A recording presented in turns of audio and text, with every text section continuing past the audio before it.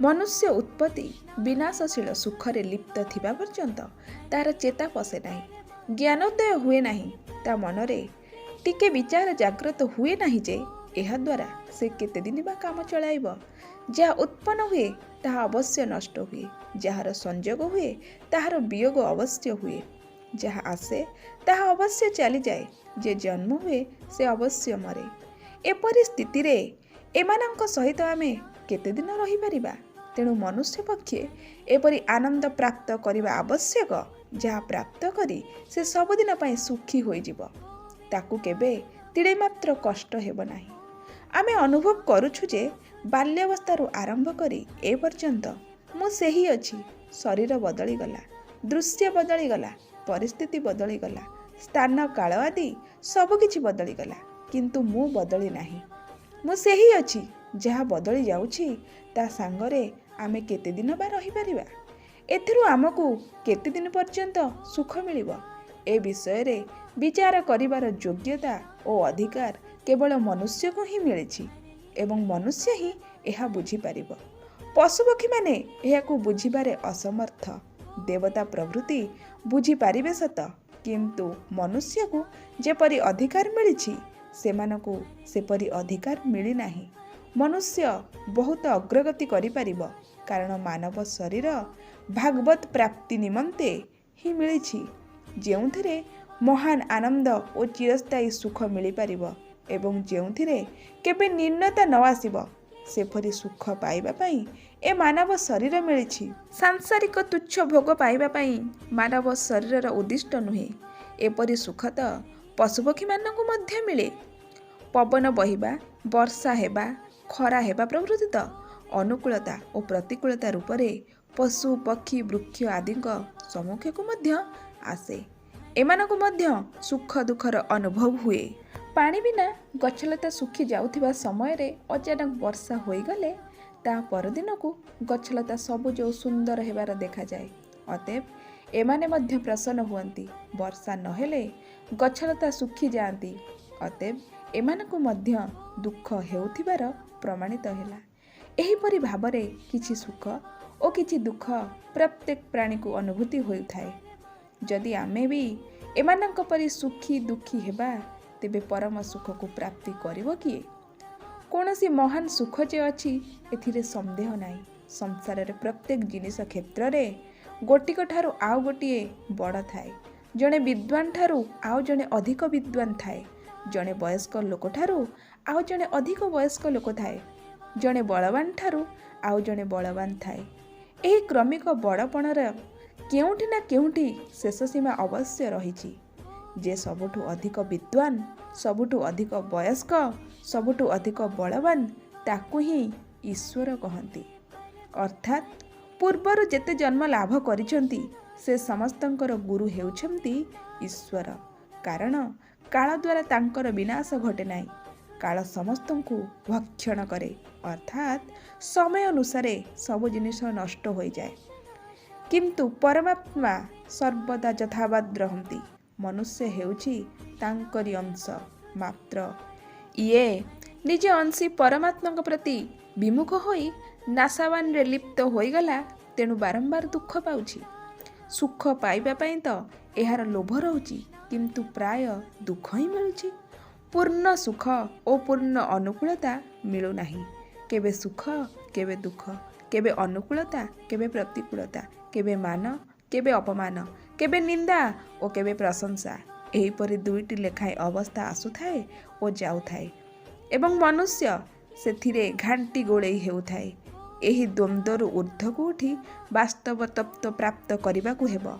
एथिपाई ए मानव शरीर मिलिछि एवं मानव शरीर रे ही सही तत्व को प्राप्त करि हेबो।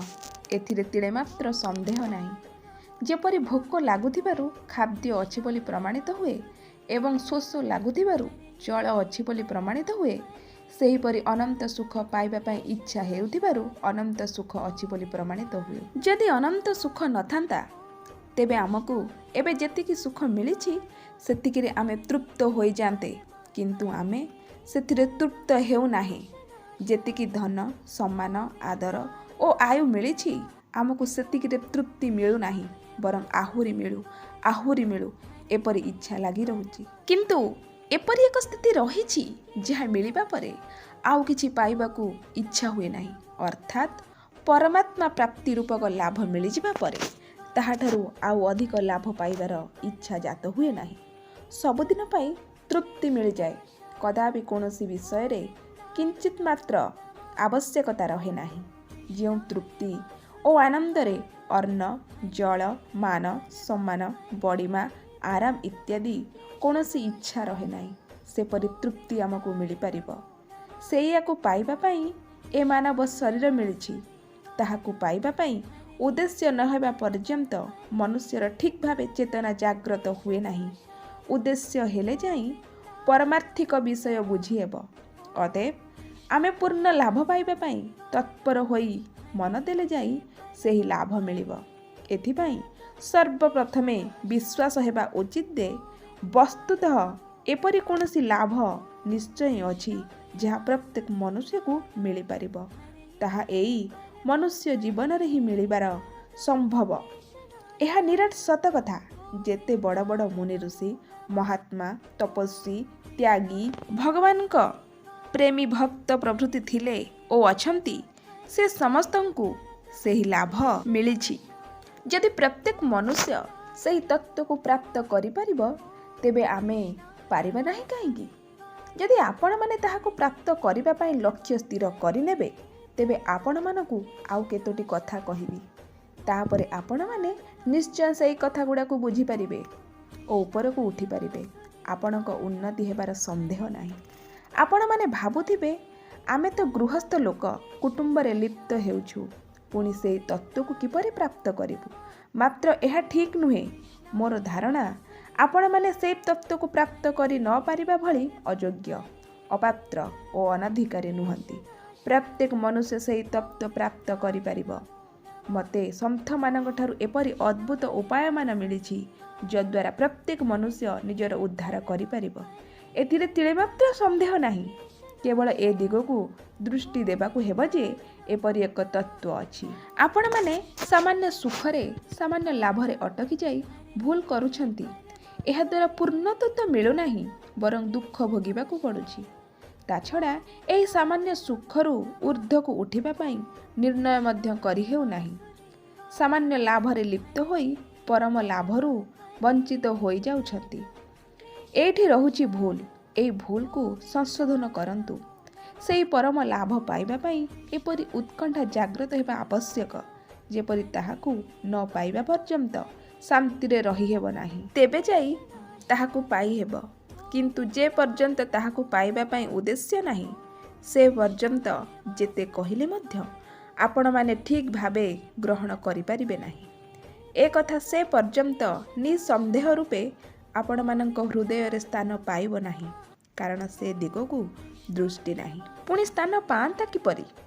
ଆପଣମାନେ ସମସ୍ତେ ଅନୁଭବ କରୁଛନ୍ତି ଯେ ଯେଉଁ ପରିସ୍ଥିତି ପ୍ରାପ୍ତ ହେଉଛି, ସେଥିରେ ସନ୍ତୁଷ୍ଟି ମିଳୁନାହିଁ ଏବଂ ତାହାଦ୍ୱାରା ପୂର୍ଣ୍ଣତ୍ୱ ସ୍ଥିତି ମଧ୍ୟ ହେଉନାହିଁ। ଯେତିକି ଧନ ମିଳିଛି, ସେଥିରେ ପୂର୍ଣ୍ଣ ସନ୍ତୋଷ ହେଉନାହିଁ, ବରଂ ଆହୁରି ଧନ ପାଇବା ପାଇଁ ଇଚ୍ଛା ରହୁଛି। ଯେତିକି ଆଦର, ସମ୍ମାନ, ଅଭ୍ୟର୍ଥନା ମିଳିଛି, ଯେତିକି ନିରୋଗତା ମିଳିଛି, ସେଥିରେ ପୂର୍ଣ୍ଣ ସନ୍ତୋଷ ମିଳୁନାହିଁ, ଆହୁରି ପାଇବା ପାଇଁ ଇଚ୍ଛା ରହୁଛି। ଏହିପରି ଭାବରେ ସମସ୍ତେ ନ୍ୟୁନତା ଅନୁଭବ କରୁଛନ୍ତି। ନ୍ୟୁନତା ଅନୁଭବ ହେଉଥିବାରୁ ପ୍ରମାଣିତ ହେଉଛି ଯେ ଏପରି କିଛି ଜିନିଷ ନିଶ୍ଚୟ ଅଛି ଯଦ୍ୱାରା ନ୍ୟୁନତା ପୂର୍ଣ୍ଣ ହୋଇପାରିବ। ଆଦୌ ନ୍ୟୁନତା ରହିବ ନାହିଁ। ଏପରି ସ୍ଥିତି ସମସ୍ତଙ୍କର ହୋଇପାରିବ ଏବଂ ଅନେକଙ୍କର ହୋଇଛି ମଧ୍ୟ। ତେବେ ଆମର ହେବ ନାହିଁ କାହିଁକି? ଆମେ ମଧ୍ୟ ସେହି ତତ୍ତ୍ୱକୁ ପ୍ରାପ୍ତ କରିପାରିବା। ଏହା ନିରାଟ ସତ୍ୟ। କେବଳ ଅନ୍ତରରେ ଏହି ବିଚାର ଓ ତୀବ୍ର ଅଭିଳାଷ ଜାତ ହେବା ଉଚିତ ଯେ ସେହି ତତ୍ତ୍ୱକୁ କିପରି ପ୍ରାପ୍ତ କରିପାରିବ, ସେହି ତତ୍ତ୍ୱ ମୋତେ କିପରି ପ୍ରାପ୍ତ ହେବ ଇତ୍ୟାଦି। ପ୍ରାୟ ଲୋକଙ୍କର ଧାରଣା ଯେ ସେହି ତତ୍ତ୍ୱର ପ୍ରାପ୍ତି ପାଇଁ ବହୁତ ଉଦ୍ୟମ କରିବାକୁ ପଡ଼ିବ, ଜଙ୍ଗଲରେ ରହିବାକୁ ପଡ଼ିବ, ତପସ୍ୟା କରିବାକୁ ପଡ଼ିବ, ଅତ୍ୟନ୍ତ କଷ୍ଟ ସହିବାକୁ ପଡ଼ିବ, ତେବେ ହୁଏତ ସେହି ତତ୍ତ୍ୱ ମିଳିପାରେ। ମୋର ମଧ୍ୟ ଏପରି ଧାରଣା ଥିଲା, କିନ୍ତୁ ପ୍ରକୃତ କଥା ଏପରି ନୁହେଁ। ସଂସାରରେ ଯେତେ କାମ ଅଛି ସବୁଠାରୁ ଏହି କାମଟି ସହଜ। ଯେ ସବୁକିଛି ଛାଡ଼ି ସାଧୁ ହୋଇଯାଏ ସେ ଯେ ସେହି ତତ୍ତ୍ୱକୁ ପ୍ରାପ୍ତ କରିପାରେ ତା ନୁହେଁ। ଗୃହସ୍ଥ ଲୋକ ଯେ ସେହି ତତ୍ତ୍ୱକୁ ପ୍ରାପ୍ତି କରିପାରେ ନାହିଁ ତାହା ମଧ୍ୟ ନୁହେଁ। କେବଳ ଶିକ୍ଷିତ ଯେ ପ୍ରାପ୍ତ କରିପାରିବ ଅଶିକ୍ଷିତ ପ୍ରାପ୍ତ କରିପାରିବ ନାହିଁ ସେ କଥା ନୁହେଁ।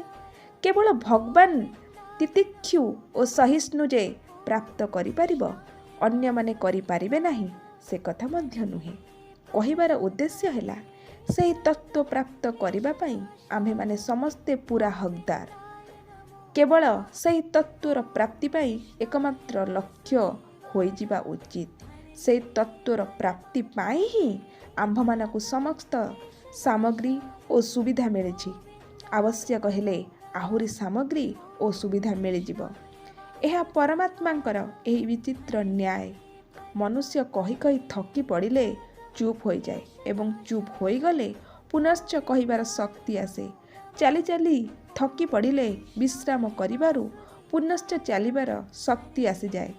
ଦିନସାରା କାମ କରି କରି ରାତିରେ ଶୋଇଗଲେ ସକାଳକୁ ସତେଜତା ଆସିଯାଏ। ତାତ୍ପର୍ଯ୍ୟ ହେଲା ମନୁଷ୍ୟ ଯେଉଁ କାମ କରେ ସେଥିରେ କ୍ଳାନ୍ତ ହୋଇଗଲେ ବିନା ପରିଶ୍ରମରେ ସ୍ୱାଭାବିକ ଭାବେ ସାମର୍ଥ୍ୟ ମିଳେ।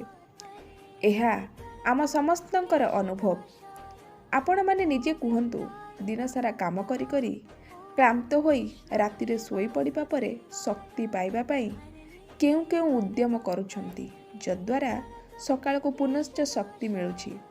ଚୁପ୍ ହୋଇ ଶୋଇ ରହିଲେ ହିଁ ଶକ୍ତି ମିଳେ। ଯେତେ ଗାଢ଼ ନିଦ ଆସିବ ସେତେ ଶକ୍ତି ମିଳିବ। ସେହି ଶକ୍ତି ପରମାତ୍ମାଙ୍କର। କିନ୍ତୁ ଅଳ୍ପ ଶକ୍ତିରେ ସନ୍ତୁଷ୍ଟ ହୋଇ ସେଥିରେ ବାନ୍ଧି ନହେଲେ ମହାନ ଶକ୍ତି ମିଳିପାରିବ। ସେହି ମହାନ ଶକ୍ତି ସେହି ପରମାତ୍ମା ତତ୍ତ୍ୱ ଆପଣମାନଙ୍କୁ ମୋତେ ସମସ୍ତଙ୍କୁ ମିଳିପାରିବ। ପୂର୍ବକାଳରେ ସେହି ତତ୍ତ୍ୱ ଯେପରି ମିଳୁଥିଲା ଆଜିକାଲି ତାହାଠାରୁ ଆହୁରି ଶସ୍ତା ହୋଇଗଲାଣି। ସତ୍ୟ ତ୍ରେତୟା ଓ ଦ୍ୱାପର ଯୁଗରେ ମଣିଷର ପରମାୟୁ ଅଧିକ ଥିଲା, ସାମର୍ଥ୍ୟ ଅଧିକ ଥିଲା, ବୁଦ୍ଧି ମଧ୍ୟ ପ୍ରଖର ଥିଲା। ସେତେବେଳରେ ଲୋକଙ୍କ ପାଇଁ ତତ୍ତ୍ୱ ପ୍ରାପ୍ତି କଠିନ ଥିଲା। ଘରେ ବୟସ୍କ ଲୋକଙ୍କୁ ସବୁ ପ୍ରକାର ଅନୁକୂଳତା ମିଳିବା କଠିନ ହୁଏ, କିନ୍ତୁ ଶିଶୁକୁ ସହଜରେ ସବୁ ପ୍ରକାର ଅନୁକୂଳତା ମିଳିଯାଏ। ପିତାମାତାଙ୍କୁ ନିଜ ପାଇଁ ଯଥା ସମୟରେ ଖାଦ୍ୟ ନ ମିଳିଲେ ମଧ୍ୟ ସେମାନେ ଶିଶୁ ପାଇଁ ଖାଦ୍ୟର ବ୍ୟବସ୍ଥା କରନ୍ତି, କାରଣ ଶିଶୁ ଅସମର୍ଥ। ଏହିପରି ଆମେ ଯେତେ ଅସମର୍ଥ ଆମକୁ ପରମାତ୍ମାକୁ ପକ୍ଷରୁ ସେତେ ସାମର୍ଥ୍ୟ ମିଳେ। କେବଳ ସେତିକି ନୁହେଁ, ଆମ ସାମର୍ଥ୍ୟଠାରୁ ମଧ୍ୟ ଅଧିକ ସୁବିଧା ଆମକୁ ମିଳେ। ଯେପରିକି ପିଲା ଯେତେ ଛୋଟ ହୋଇଥାଏ ତାକୁ ସେତେ ଅଧିକ ସୁବିଧା ମିଳେ। ଆମର ଇଚ୍ଛା, ହୃଦୟର ଉତ୍କଣ୍ଠା, ଲାଳସା ଓ ଅଭିଳାଷ ତୀବ୍ର ଭାବେ ଜାଗ୍ରତ ହେବା ଆବଶ୍ୟକ। କିନ୍ତୁ ଆମକୁ ଯାହା କିଛି ମିଳିଛି ସେଥିରେ ଆମେ ସନ୍ତୁଷ୍ଟ ନହେଲେ ଏସବୁ ଜାଗ୍ରତ ହେବ। ନାଶବାନ ବସ୍ତୁ ଦ୍ୱାରା ଆମକୁ କଦାପି ତୃପ୍ତି ମିଳିବ ନାହିଁ। ନାଶବାନ ଠାରୁ ଊର୍ଦ୍ଧ୍ୱକୁ ଉଠି ଅବିନାଶୀ ତତ୍ତ୍ୱକୁ ପ୍ରାପ୍ତ କରିବା ପାଇଁ ତୀବ୍ର ଅଭିଳାଷ ଜାଗ୍ରତ ହୋଇଗଲେ ସେହି ତତ୍ତ୍ୱ ପ୍ରାପ୍ତ ହୋଇପାରିବ।